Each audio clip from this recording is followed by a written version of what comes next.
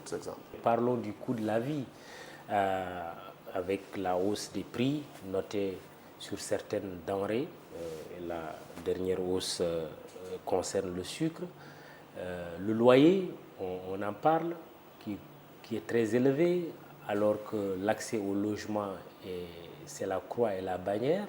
Le coût de la vie au Sénégal, comment arriver à donner aux Sénégalais un pouvoir d'achat beaucoup plus conséquent? Il y a deux ou trois choses. Il y a d'abord qu'il faut constater que par rapport aux pays de la sous-région, nous avons le coût de la vie le plus élevé. Donc on nous dira que oui, il y a une inflation mondiale importée, etc., parce qu'il y a la Covid, etc., mais les gens qui sont... Mais la crise aussi en Ukraine, on en parle aussi, mais les gens avec la flambée des cours du baril de pétrole aussi. Le président Macky Sall avait l'habitude de donner l'exemple du Mali, dont toutes les marchandises transitaient par le port de Dakar, où ça coûtait moins cher, ou la Gambie.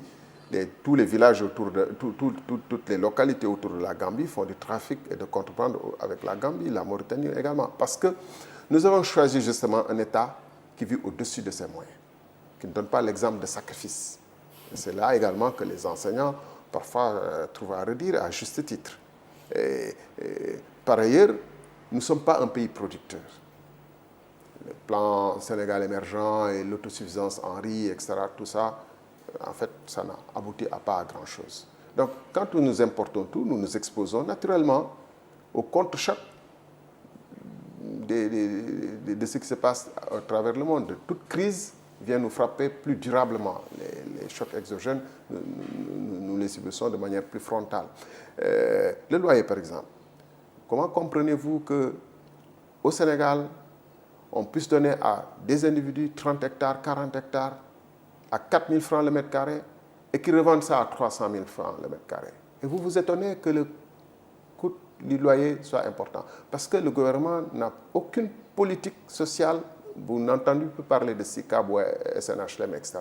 C'est des privés, nationaux ou étrangers. Il y a quand même le programme de 100 000 logements sociaux. Oui, 100 000 logements sociaux, on verra. Mais pendant ce temps, on a bien vu l'aéroport de Dakar dépecer 30 hectares ici, ça c'était souvent de 30 hectares deux fois, mais ça a continué dernièrement. On a affecté beaucoup de logements, des terrains dans des conditions très nébuleuses à des gens qui vont après revendre sur le marché à des prix extrêmement exagérés. Il n'y a aucune volonté de réguler ce marché alors que le foncier appartient au peuple sénégalais souverain.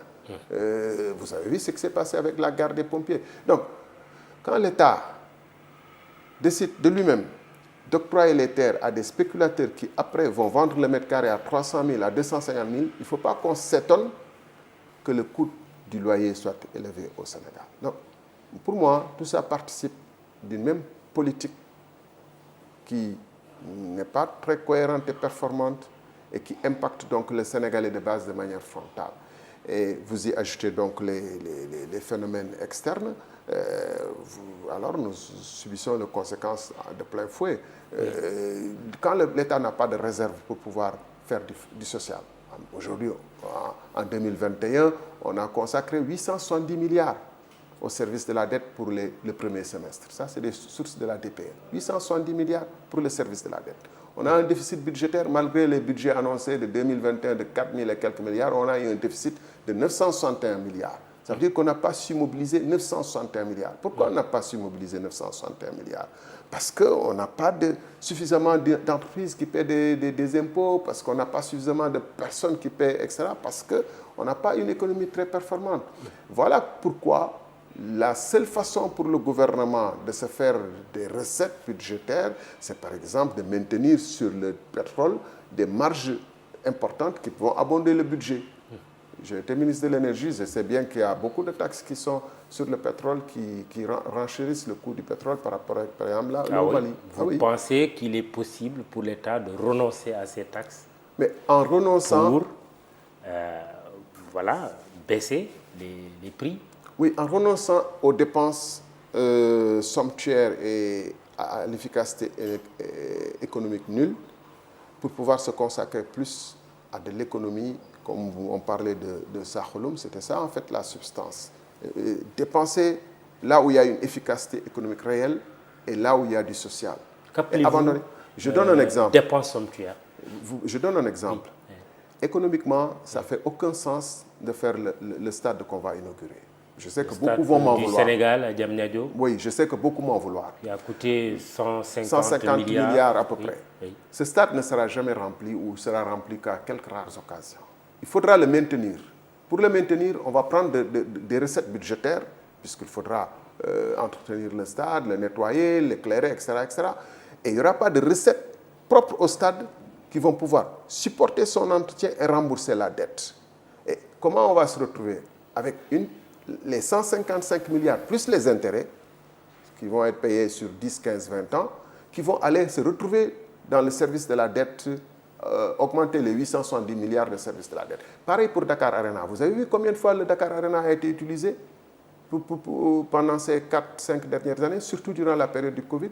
Ça veut dire qu'on a des infrastructures sportives, il nous faut des infrastructures sportives, il nous faut des stades dignes de ce nom. Mais on a Léopold Sédar Senghor qui est pratiquement à l'abandon, non homologué par la CAF. Et qui va être réfectionné à hauteur de 20 milliards. Mais pourquoi on n'arrive pas à le réfectionner régulièrement, à l'entretenir régulièrement comme tous les autres stades, comme toute infrastructure? Parce qu'il n'y a pas de recette.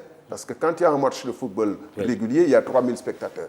Donc, dans ces conditions, où on manque de lycées, où on manque d'universités, on manque d'hôpitaux, où on manque de suffisamment de véhicules pour assurer la sécurité du pays, je pense que cette dépense-là devrait être reléguée, ou par exemple, même pour les sportifs qui vont m'en vouloir, parce que j'ai évoqué ce sujet, quand un sportif est blessé dans ce pays, ou n'importe quel citoyen, vous voulez l'opérer du pied ou autre, il y a très peu d'infrastructures disponibles. Récemment, j'ai eu un ami qui était blessé, il est allé au CTO, mais il n'y a qu'un fauteuil, il a fait la queue pendant 10 jours.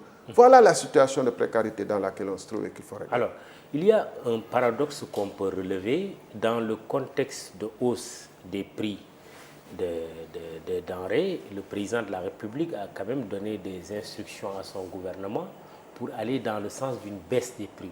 Comment associer les deux?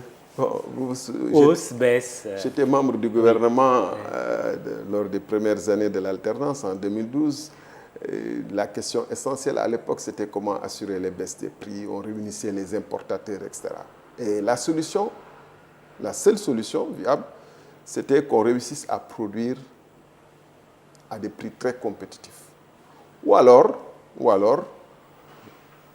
économiquement, qu'on puisse avoir d'autres recettes qui nous permettent de financer, comme le font certains pays qui sont assez riches.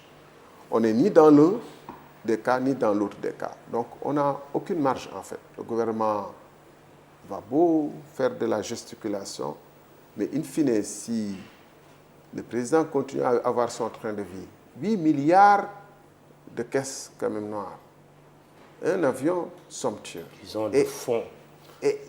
Oui, de fonds politiques, mais c'est ça. De fonds politiques ou fonds spéciaux. Et beaucoup d'institutions qui ont ce genre de fonds.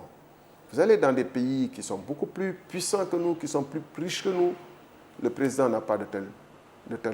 Alors, quand on vit avec cette philosophie et cette manière-là, les seules recettes qui peuvent assurer ce train de vie-là, mais c'est dans les prix. C'est les recettes, des taxes et autres qui sont dans le pétrole, dans le riz, etc. Il n'y a que ça. Vous allez en Tunisie qui produit un peu de lait. Je me suis amusé il y a 2 ans, j'étais là-bas, je comparais. Mais le prix d'une bouteille de lait ici, c'est le prix d'un pack de 6 bouteilles en Tunisie. Vous pouvez interroger les Sénégalais qui sont là-bas actuellement. Hein. Vous pouvez voir sur Internet. C'est concrètement ça. Et l'État met 60 milliards par an dans l'importation des produits laitiers. Vous faites 520 km d'autoroute là-bas, vous payez moins de 3 000 francs. Ce que vous payez sur l'autoroute à péage Dakar, dite de l'avenir, Dakar-Thiès, 65 km. Mais quand vous avez telle disparité qui ne s'explique pas que par les contrats, les conditions